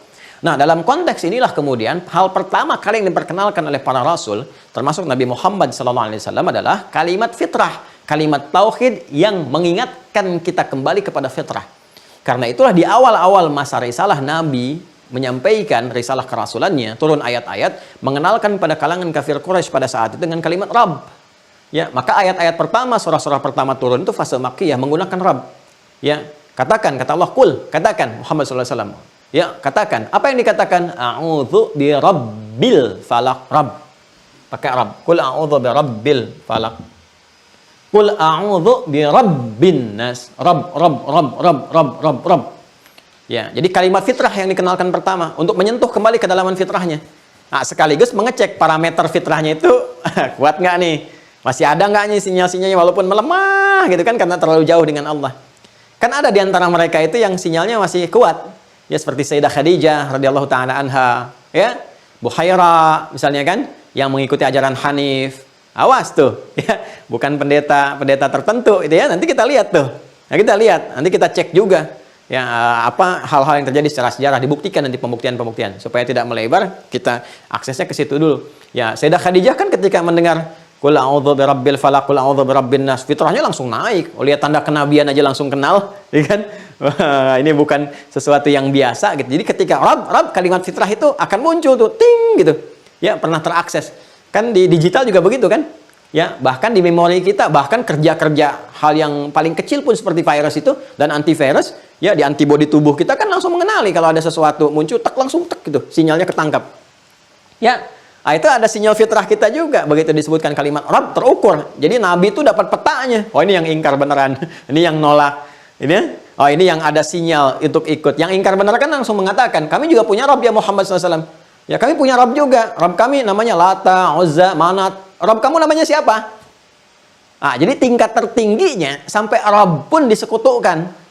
Ya, makanya ketika itu Allah kan nanti banyak menurunkan ayat-ayat. Ya, di antaranya nanti Quran surah ke-22 Al-Hajj ayat 73. Ya ayyuhan nasu duriba mathalun fastami'u lah. Ya, innal ladzina tad'una min dunillahi la yakhluqu dzubaba. Ya, wala wajtama'u lah. Hai semua manusia, kami buat satu permisalan, ya kan? Maka simaklah baik-baik. Apa yang kamu panggil, yang kamu sembah itu, ya nyiptakan lalat aja nggak sanggup, walaupun mereka kumpul semuanya. Itu Lata, Manat, Uzza dan sebagainya kumpul. Itu nggak akan sanggup, bikin lalat aja nggak sanggup. Dan yang paling menarik, walaupun lalat hinggap itu di tempat dia nggak bisa tepis itu. Ya kalau bahasa apa Rusia itu digebah ya, gebah itu. Jadi dia tepis aja nggak mampu, bisa jadi Tuhan katanya. Dia diajak bicara aja nggak jawab, ya dan sebagainya gitu. Ya itu sangat menarik. Tapi mereka kekeh, saking kekehnya mereka bertanya kan terus. Nah di sini tahapan itu untuk memetakan nih, mapping keimanan. Oh ini yang pengingkarannya kuat, ya Abu Jahal dan abu-abu yang lainnya gitu kan dan sebagainya. Oh ini yang apa namanya pengingkarannya itu levelnya syak, yang satu raib, yang satu syak. Oh ini yang kuat iman sinyal sehingga bisa diseleksi. Makanya muncul 40 terbaik, ya 40 terbaik. Ini as-sabiqun al-awwalun, orang-orang pertama masuk Islam itu kan yang sinyalnya masih kuat-kuat tuh. Ya di situ ada Abu Bakar As-Siddiq radhiyallahu taala anhu, Ali bin Abi Thalib, ya nanti bergabung kemudian yang lainnya Umar bin Khattab, Utsman bin Affan dan seterusnya, kemudian ada Sayyidah Khadijah dan seterusnya. 40 pertama yang terbaik. Yang terbaik ini nanti akan dikuatkan di bawah. Nah, ketika banyak bertanya, Rabb kamu namanya siapa? Kami juga punya Rabb dan sebagainya. Lalu setelah itu, setelah teridentifikasi semuanya, disampaikanlah ya nama yang mencakup keseluruhan dengan segala kemuliaannya, yang menggetarkan, yang kalau dibacakan dengan kalimat iman, orang yang menghunuskan pedang sampai jatuh pedangnya hanya disebutkan dengan nama ini saja, ya digunakan dalam sumpah dan sebagainya. Makanya jangan sembarangan menyebut nama ini. Kalau kita bacakan pakai iman, wah itu orang-orang yang akan mendolimi, mencelakai, yang macam-macam itu bisa gemetaran tuh, ya yang saat dibacakan dengan benar itu bisa bergetar, ya apa namanya perangkat-perangkat kehidupan dan sebagainya. Ya itu kalau benar-benar kita ucapkan, maka Allah perintahkan semua sifat-sifat yang melekat pada yang mereka namakan Rabb dan sebagainya, Allah tepikan semuanya. Yang dipertuhankan hancur dengan nama ini, semua hancur. Ya sesuatu yang ditepikan, dihabiskan, dihilangkan, dikikis habis sampai muncul yang murninya saja. Muncul yang murninya saja. Ya itu kata kerjanya, verbnya disebut dengan akhlas. Akhlasa. Ya. Ini asalnya dari kata khalasa, ya ditambah hamzah di depannya, dari kata khalasa, ya khalasa, nah ditambah awalan hamzah, ini dari kata khalasa. Khalasa itu bening, suci, murni tanpa campuran. Bening, suci, murni tanpa campuran, ya. Kalau melekat ke dalamnya punya identitas baik, bersih seperti water misalnya kan, air bersih, bening. Ya, bukan air putih ya, kalau putih itu air susu. Air bening, gitu ya. Air bening, water, gitu kan? Water itu bening, bersih, suci, itu disebut dengan ma'ul khalis. Ya, yang bening. Nah, ma'ul khalis. Ya, khalisan sa'iran lisyaribin, bersih, nggak ada campurannya, bersih. Ya, kalau susu murni pun itu bisa disebut dengan khalis juga, ya. Ya, kadang disebut dengan halib. Kalau laban itu sudah diekstrak, bercampur. Ya, kalau halib itu baru diperas, ya kan? Kalau nggak bersifatnya, nggak bercampur dengan kotoran dan darah disebut khalis. Ya, atau air minum yang menyegarkan, khalisa. Ya, bersih, suci, murni dan sebagainya. Ya, Mama, wajahmu begitu khalis. Siapa itu khalis? Aku kan Aisyah. Tidak, bersih, suci, murni, tanpa jerawat, tidak campuran. Nah, itu khalis, itu suci, bersih, murni. Nah, kalau kita ingin menepikan segala yang mencampuri, ada air misalnya bercampur, ada pasirnya atau ada apa kan, kalau kita menggali, ngebor itu kan keluar air, masih ada pasir. Kita ingin bersihkan supaya pasirnya terkikis, hilang, semua bersih. Nah, itu tambahkan di ilmu saraf itu nanti, ya di gramatikal bahasa Arab, ilmu saraf, ya ada nahwa, ada saraf, ada balaghah, ada arud nanti. Di ilmu saraf tambahkan hamzah di depannya. Nih, hamzah. Ini diantara fungsinya, diantaranya lil izalah. Izalah, untuk menepikan, menggelincirkan, menghilangkan satu hal yang melekat pada sesuatu. Ya, tambah hamzah. Cara gampangnya, harakat di huruf pertama pindahkan ke sini. Ya, ini kan fathah nih ya. Fathah, ini pindahkan ke sini. A. Karena ini sudah pindah, maka ini mati sukun. Maka dibaca akhlasa. Akhlasa itu menepikan, menghilangkan segala yang tidak terkait dengannya. Ya, dihilangkan, dibeningkan, dimurnikan. Akhlas. Kalau sudah bening, sudah murni, sudah bersih, keadaan sifatnya disebut dengan ikhlas. Akhlasa yukhlisu ikhlasan. Ikhlas. Nah, kalau kita ingin mengkhususkan sesuatu, khusus pada yang ini saja, bukan pada yang lainnya. Saya ingin bicara di aspek ini, bukan pada yang lain. Ya, seperti artikel the dalam bahasa Inggris, kan? Saya sering katakan car, there are so many car here. Ya, itu terlalu banyak sekali mobil di sini. Ya, but I mean this car, atau I mean this car. Saya maksudkan yang ini. Ya, mobil yang ini. Setelah kita paham, kita katakan the car, kan? Artikel kan, the car yang ini, bukan yang lain. Nah, itu di bahasa Arab, itu di padanannya adalah alif lam, al. Disebut dengan ma'rifah, al-ma'rifah. Ya, alif lam, tambah alif lam depannya. Maka, khalasa, tambah a jadi akhlasa, tambah sifat keadaan yang sempurna disebut ikhlas, tambah alif lam jadi al-ikhlas. Al-ikhlas. Oh, sudah kalau sudah begini. Turunkan surah Al-Ikhlas. Yang saat diturunkan, maka semua yang terkait dengan aspek ketuhanan yang diklaim oleh ini, oleh itu dihilangkan semua, ditolak. Begitu disebutkan nama ini, gugur semua yang lain. Ya, nggak ada yang dipertahankan kecuali yang ini saja. Makanya ketika mereka banyak mendesak, siapa nama Rabb itu? Siapa namanya? Kata Allah langsung turun, difirmankan kepada Nabi Muhammad SAW. Kul, katakan Muhammad SAW. Tuh. Ini kalau ada rahasia kul di dalam Al-Quran, rahasia kata kul, ini juga menguatkan kenabian dan kerasulan Nabi Muhammad SAW. Ya, jadi kalau ada yang menuduh ini Quran rekayasa Nabi Muhammad, itu bisa dibantah dengan gramatikal Al-Quran sendiri. Nggak ada orang menyampaikan sesuatu dengan bahasa katakan. Kan kalau buatan sendiri langsung aja disampaikan. Ya, kalau ada bahasa perintah, katakan, berarti ada yang menyuruh. Ya kan? Ada yang memerintahkan. Ya, maka diperintahkan oleh Allah supaya murni kalimat itu, ya, sempurna itu, dan tidak menunjukkan satu rekayasa tertentu, langsung disampaikan apa adanya. Wa may yantiqu 'anil hawa in huwa illa wahyu yuha. Semua wahyu turun. Kul, katakan Muhammad sallallahu alaihi wasallam. Huwa yang disebut dengan Rabb itu, yang sesungguhnya, yang sejati itu, yang kamu sering banyak tanyakan itu, kul huwa, ini huwa. Nah, huwa yang dimaksud Rabb itu Allah. Ya, ketemu nih tuh. Dari mulai kalimat fitrah sampai ketemu ini. Kul, katakan Muhammad SAW. Huwa yang dimaksud Rabb itu bukan seperti yang kalian gambarkan. Bukan yang selama ini ada di bincangan masyarakat sehingga dipertuhankan, sehingga dijadikan sebagai Rabb dan sebagainya. Padahal dia bukan Rabb yang sejati, kata Allah. Ya kan? Begitu turun kalimat kul huwa, katakan Allah namanya, maka gugur semua yang lainnya. As-Samad, ini yang seharusnya di tempat bergantung, bukan Kelata, Manat, Uzza dan yang lain-lainnya, kata Allah, maka gugur semuanya. Yang tempat bergantung yang sesungguhnya satu, Allah ini. Ya, kul huwallahu ahad. Ya, sifatnya ahad, satu, tunggal. Bukan seperti yang kalian katakan ada banyak, Lata, Manat, Uzza dan sebagainya.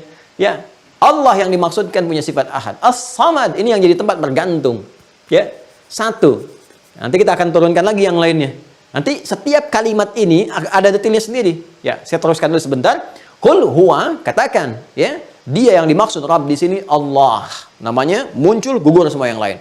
Ahad, sifatnya satu, tunggal. Karena Tuhan itu mesti satu. Nanti alasannya diturunkan lagi. As-Samad, jadi tempat bergantung. Ya, bukan apa yang kalian mintakan atau aspek yang sekarang ada. Ya. Qul huwallahu ahad. Yang paling menarik, Allahus Samad. Kemudian apa? Lam yalid wa lam yulad. Gugur semua tuh yang dipertuhankan. Dia tidak beranak dan tidak dipertuhankan. Karena ada yang mempertuhankan kemudian dari yang hasil dilahirkan. Sehingga disebut anak misalnya. Anak dari Tuhan atau Tuhan punya anak dan sebagainya. Walam yakul lahu kufuwan ahad. Dan tidak pula sifat Tuhan itu saling melengkapi sehingga menunjukkan punya kelemahan. Maka dia bersyarikat. Jadi ketika nama Allah ini muncul, Allah, maka ikhlas. Yang lain dihilangkan. Minggir dengan sendirinya. Ya, tergelincir. Udah, hilang. Semua sifat-sifat ini. Ya, maka sifat ini ketika disebutkan sifat ketuhanan melekat, diperkenalkan pertama kali, itu baru disebut namanya aja, gugur yang lain. Ya, dengan kedahsyatan, ya, keaziman nama yang melekat pada lafaz Allah Subhanahu wa taala. Dan dahsyatnya Allah pun menjelaskan setiap kalimat ini rinci. Ya, ahad, kenapa mesti ahad? As-Samad, kenapa harus satu sehingga menjadi As-Samad? Lam yalid wa lam yulad, kenapa dijelaskan sampai walam yakul lahu kufuwan ahad pun dijelaskan. Semua detil indahnya. Luar biasa gitu. Jelas semuanya tuh. Terukur teman-teman sekalian. Nah, jadi inilah turunnya surah Al-Ikhlas, surah ke-112. Ya, ini menunjuk kepada aspek tauhid pertama kali. Ya, nanti aspek ini akan dibawa dalam amalan kita. Jadi amalan itu akan selalu lekat dengan nilai tauhid, pokok iman. Ikhlas itu gambaran dari keimanan. Makanya kita nggak akan pernah menunaikan ibadah kecuali membawa aspek iman ini, pokok keimanan ini. Ya, ikhlas itu sifatnya orang yang berusaha untuk menjaga keikhlasan, membeningkan, membawa nilai-nilai keimanan untuk menuhankan, mentauhidkan Allah, itu namanya disebut mukhlis. Akhlasa yukhlisu ikhlasan fahuwa mukhlis. Jamaknya disebut mukhlisun. Ya, kalau dijarkan disebut mukhlisin. Jar itu yang jadi objek, diperintahkan. Jadi objek. Maka turun Quran surah 98 ayat 5. Quran surah 98 ayat 5. Ya kan?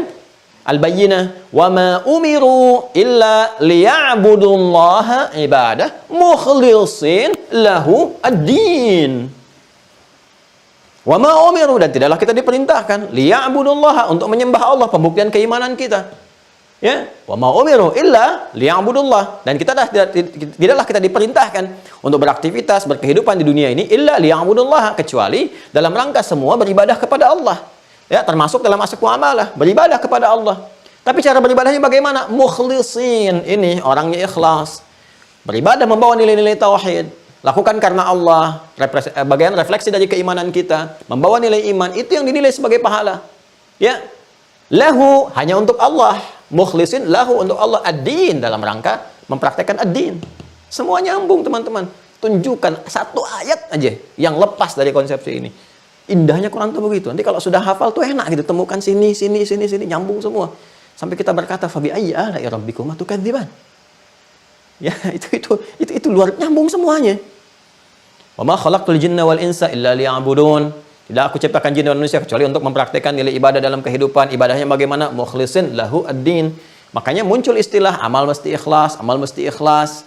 Apa maksud amal mesti ikhlas? Lakukan karena Allah, berlepas dari sifat-sifat yang bertentangan dengan nilai tauhid. Aspeknya ke situ. Nanti muncul bab-bab turunannya. Lalu kalau saya mengharapkan surga, bagaimana, masuk kategori ikhlas atau enggak? Nanti ada bab yang lain. Kita jawab. Ya. Nah, ini turunannya. Nih, kita baru satu ini. Ya. Nah, nanti ini pun didetilkan lagi oleh Allah. Oh, sampai habis papan tulis nih. Waktunya masih ada nggak? Gitu ya. Jadi, Masya Allah. Nanti kita pasang 2 tuh biar panjang. Meja pingpong aja panjang, masa papan tulis enggak? Ya. Sini ya teman-teman ya. Alhamdulillah tuh. Ya, kita masuk ke tunjukkan nilai-nilai kebaikan. Jadi cerminan keislaman itu masih ditampilkan. Yang paling utama adalah bentuk akhlak, ya kan? Perilaku dan sebagainya.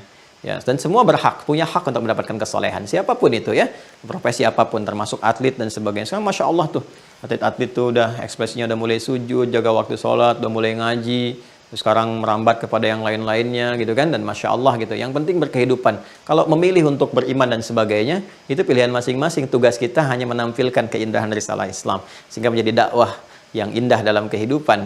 Kita tidak paksakan la ikraha fiddin, tapi semua punya konsekuensi ketika kembali kepada Rabb yang hak. Ya, indah ya. Nah, sekarang detailnya bagaimana? Qul huwallahu ahad. 1 kan? Tulis di mana ya? Masya Allah. Oh, ini saya ini sudah mencoba memberikan sebaik mungkin apa yang saya dapat tuh ya.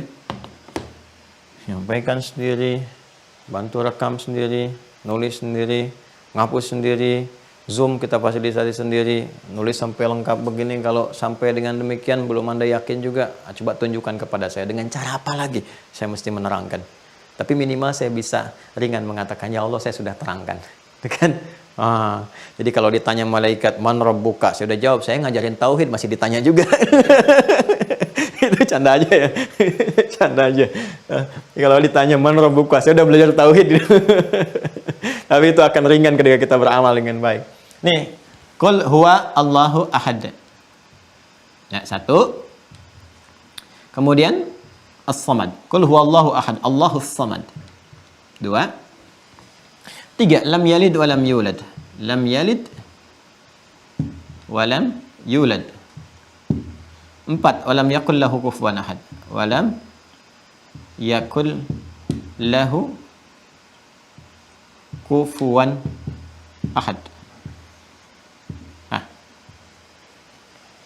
Lam yakul lahu kufuwan ahad. 4 ya. 1, 2, 3, 4 kan? Ya, sedangkan yang hak semua ini ya, kembalinya yang hak itu kepada siapa? Allah. Tuh, kalau kita gabungkan hitung dari sini, ini yang maha satu kan? 1 kan? 1, 2, 3, 4, berapa? 5. Selalu 5 ya. Nah, ini yang haknya nih. Ini turunan-turunannya. Ini dijelaskan lagi nanti. Ya. Saya minta 5 menit aja ya. 5 menit ya. Supaya kita nanti nggak besokin gitu ya. Nggak besokin. Nanti kalau nggak sampai 5 menit berarti besok. Lihat sini. Qul huwallahu ahad. Ini ada tafsirnya sendiri. Ya, dalilnya dulu ya. Tulis dalilnya dulu ya. Jadi Al-Quran diterangkan oleh ayat Al-Quran lagi. Ini. Sudah? Kita turunkan Quran. Sudah? Surah kedua Al-Baqarah dulu. Ayat 163. Nanti kita akan bahas apa bedanya wahid dengan ahad, ya. Di sini wa ilahukum ilahu wahid, ya. Sudah? Nanti kita akan turunkan. Kemudian Quran surah ke-21 ayat 22. Dah? Quran surah 2 ayat 63, Quran surah 21 ayat 22. Ya, kita bahas dari namanya dulu ahad apa, bedanya dengan wahid apa, terus kenapa Tuhan mesti ahad, ya kan? Tidak menggunakan ini gitu ya, tidak banyak. Gitu ya. As-Samad, tempat bergantung untuk diminta, kita tunjukkan satu dulu, Quran surah ke-17 ayat 110. Dan nanti logikanya kita terangkan akan terkait berkelindan semuanya. Makanya ketika As-Samad itu kan tempat bergantung kan memohon, meminta, ya memohon. Makanya ketika kita meminta nanti nama ini akan disebutkan lagi. Qulid Allah awid ar-Rahman ayyamma tad'u falahul asmaul husna walillahil asmaul husna. Tapi ada kalimat yang menunjuk kepada bersimpuh bermohonnya ada di Quran surah 17 ayat 110. Qul, katakan, ud'ullah, qulid Allah, ya, qulid Allah, katakan kalau kamu ingin bersimpuh memohon, ya, menjadikan sebagai tumpuan, sebut nama Allah. Allah. Sini lagi ya. Baik, Amin Ar-Rahman ayyamma tad'u falahul asmaul husna. Lam yalid wa lam yulad, tidak beranak dan diperanakkan. Berarti ini kalau setiap disebutkan teman-teman berarti sifatnya terjadi waktu itu. Ya, jadi ada yang Tuhannya itu enggak esa tapi banyak, ya, bersyirikat. Kemudian ada yang kebergantungannya bukan kepada Allah, ya, sehingga menyebut bahkan kepada dirinya sendiri nanti. Ya, ada yang dia enggak mengatakan Lata, Manat, Uzza atau yang lainnya, tapi dia menuhankan diri sendiri. Itu di Quran surah 45 ayat 23 Al-Jathiyah. Ya, Quran surah ke tambahan ya. 45 ayat 23. Afara'aita man ittakhadha ilahahu hawa? Apakah engkau tidak pernah perhatikan ada orang-orang yang menjadikan hawa nafsunya sebagai tuhannya? Ah, itu ya. Nanti ke sini. Jadi pusat as-samadnya hawa nafsunya. Bagian gimana nafsunya aja. Jadi menilai keyakinan orang lain juga dengan nafsunya aja, ya. Lam yalid wa lam yulad, Quran surah ketiga ayat 59. Nah, kalau ada redaksi seperti ini berarti di masa itu pun ada yang menuhankan, ya, sesuatu atau sosok dari hasil kelahiran, ya, dan terkonsepsikan dengan yang melahirkan. Ya, kalau ada yang dilahirkan kan ada yang melahirkan kan? Ya kan? Baik, berarti kan ada yang melahirkan. Jadi ada yang dipertuhankan dari hasil yang dilahirkan. Nanti ditolak oleh Al-Qur'an. Nggak bisa seperti itu. Ya, kok bisa Tuhan dilahirkan, ada yang melahirkan? Ya, dan sebagainya. Nanti ada logikanya sendiri. Nanti ada turunan-turunannya, kan? Teruskan teman-teman sekalian. Nah, ini keyakinan ini ada, walam yakul lahu kufuwan ahad, politeisme. Ya, politeisme. Kembali lagi nanti ke sini ke Quran surah 21 ayat 22. Karena semua saling berkaitan. Quran surah 21 ayat 22.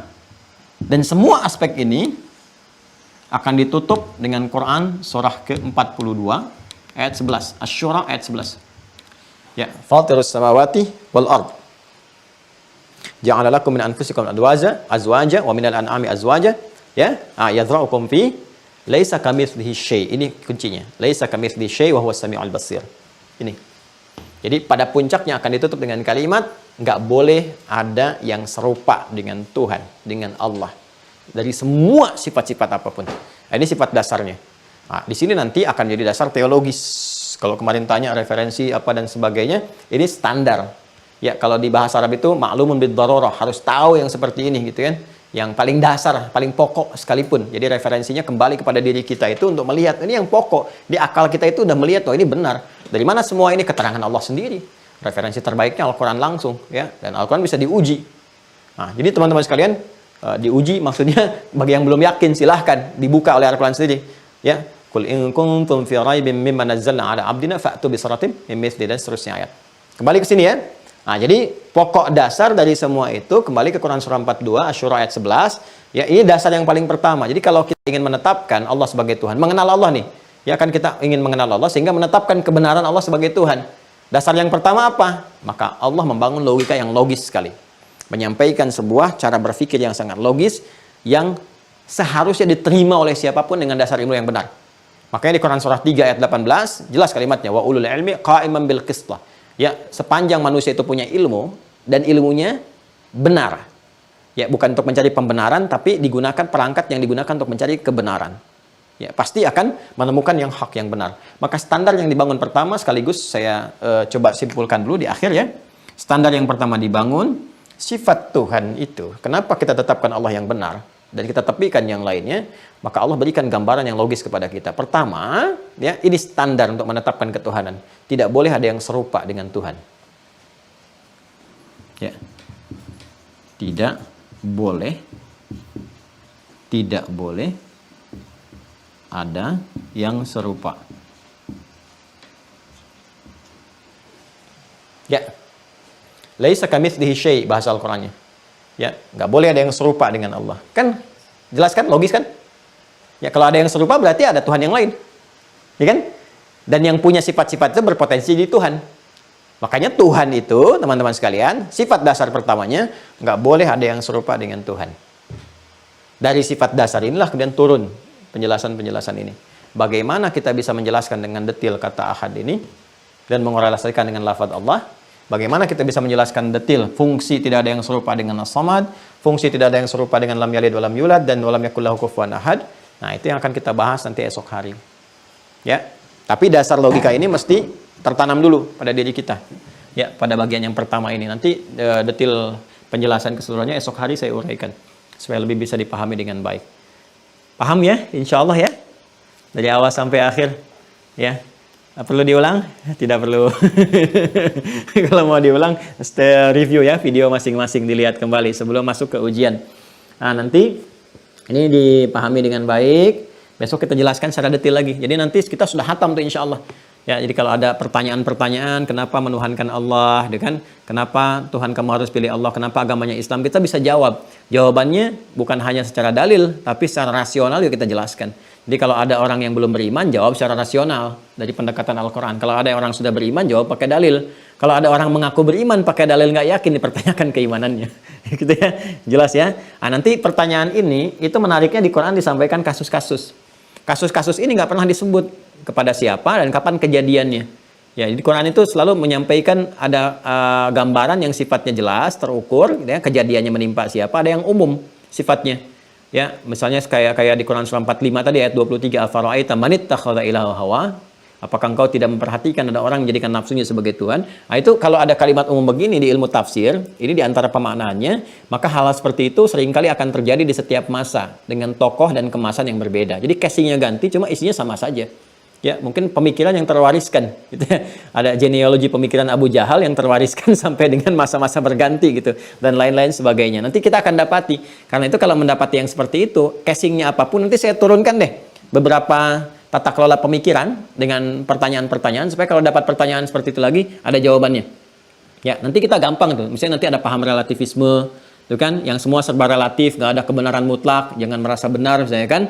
Yang paling benar hanya Allah, yang lain nggak benar, ya kan? Nah, tapi kita bertanya bagaimana Allah menjelaskan kebenaran itu kepada kita sehingga mendapati kebenaran mutlak. Jadi nanti ada jawaban-jawaban yang secara pemikiran nanti kita bedah, ini kerancuan berpikirnya di sini, ya kan? Cara menjawabnya seperti ini. Jadi kita konsentrasi kepada pengetahuannya, ya. Kita tidak menyoal orang per orang, tapi kepada pemahaman. Ya, pemahaman ini kalau kita sampaikan dengan benar, maka menjadi objektif, ya, menjadi baik juga dan mulia dalam penyampaian, dalam macam-macamnya. Jadi terukur bahasan kita ke pemikiran. Ya, termasuk misalnya tadi kan syahadat, kalau paham ini sudah bisa menjawab sendiri. Ya, apakah orang dengan bersyahadat saja sudah pasti masuk surga, gitu kan? Nah, seperti apa konsepsinya? Terus dia kalau beriman kurang amal soleh bagaimana? Hadis nanti akan menjelaskan. Babnya komplit sekali.